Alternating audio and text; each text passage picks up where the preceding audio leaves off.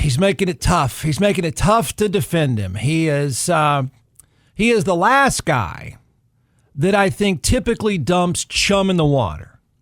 Jerry Jones is like constantly chum in the water. He has dunce cap. He wears a dunce cap every day of his existence. So we expect it from him. We expect it from other people. This person did not expect it. He typically doesn't slip up, not in this way, but I'm sorry, you invited us, and now we have to dive in. Dak Prescott is always the company man. He is the employee of the month for the Cowboys almost every single month.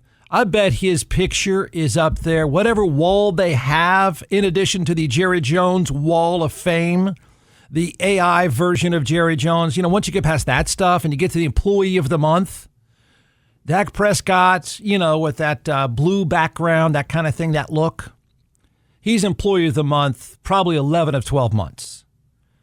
He could have been paid to play elsewhere. I recommended that he get paid to play elsewhere. But being the company man that he is, the dude is Mr. Consistency. He is that guy everyone works with at some point in their life that just likes to go to work at the same place, brings his sack lunch, loves the commute, and loves inviting everyone to his kids' soccer games. He's that person at work. He wants to work for the Dallas Cowboys. He is committed to the Cowboys, and Dallas has fairly committed to him. They've made him the richest player in the game. Dak Prescott, went to bat for Mike McCarthy to keep Mike McCarthy in Dallas. And I really thought that was an interesting moment in the Dak Prescott relationship with the old man that runs the team. I thought, well, we're about to find out if he can carry a big enough stick to keep his coach around. And that didn't work out. Mike McCarthy said, peace out. Thanks, but no thanks. I'm out of this cesspool. And that didn't even set off Dak Prescott. He is such a company man. He says, okay, oh, shucks, boss, we'll keep going. He's that guy. Another thing about Dak Prescott, you have to admit, he always, and I mean always, says and does the right thing publicly. It is hard not to slip up in this day and age. It is hard not to, at some moment, be a jackass. It is hard to not throw people under the bus, particularly when you work for Jerry Jones. Jerry Jones could not ask for a more solid public figure. Otherwise, that place is even more of a dumpster fire. But he did the wrong thing publicly this time. He didn't mean it, but he asked for it, and so here it comes. The comment isn't terrible. It's not.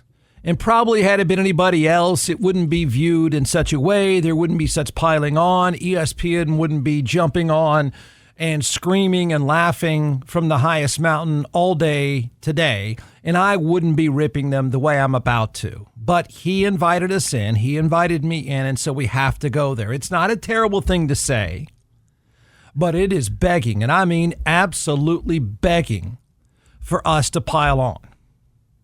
And we can do it, can't we? We're all very good at piling on the Dallas Cowboys. They almost always make it easy. It's just never him. You never expect him to say, come on in and kick us, right? The kick me sign on my back. Dak Prescott never does that stuff. He's never weird and over the top and over his skis. Yeah, well, he did it. So we're going to pile on. This weird confidence that he has publicly is begging for us to pick him, begging for us to pick his team apart. So we're going to do that. Bad timing, bad look, bad move.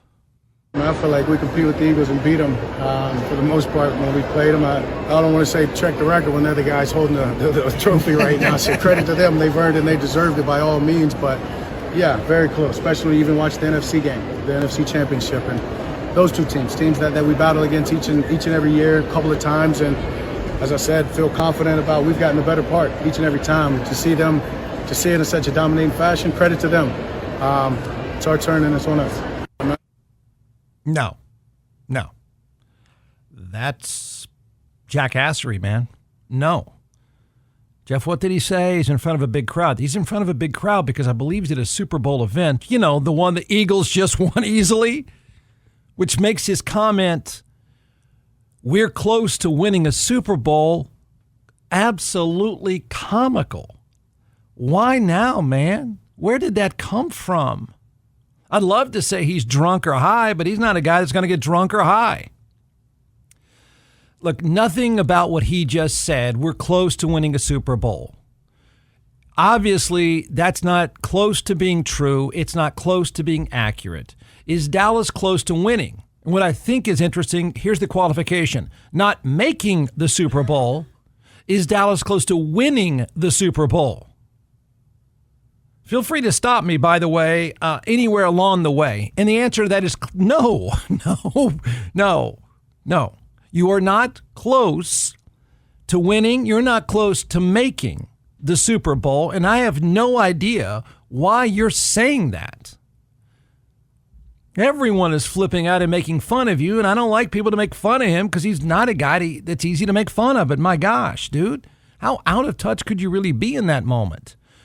What is the argument if we want to play this game? Face painters, here you go. I'll give you a chance. Face painters, what is the argument that Dallas is close to winning?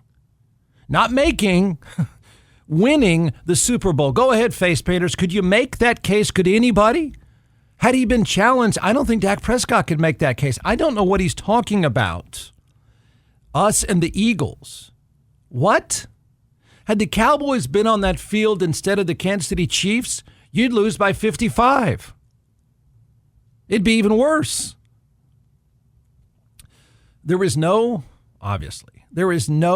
good argument Dallas is close to winning the Super Bowl. There's no good, only if you're on crack could you make an argument. There's no good argument that Dallas is close to winning the NFC Championship. There's no good argument that they're close to making the NFC Championship game. There's no evidence at all. There's no good argument. There's no evidence. They're close to winning their division. We can just keep walking ourselves down this scale. There's no argument. If you have one, I'm going to laugh at you.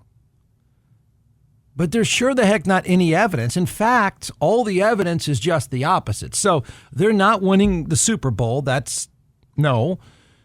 They're not close to winning the NFC Championship game. They're not close to winning their division.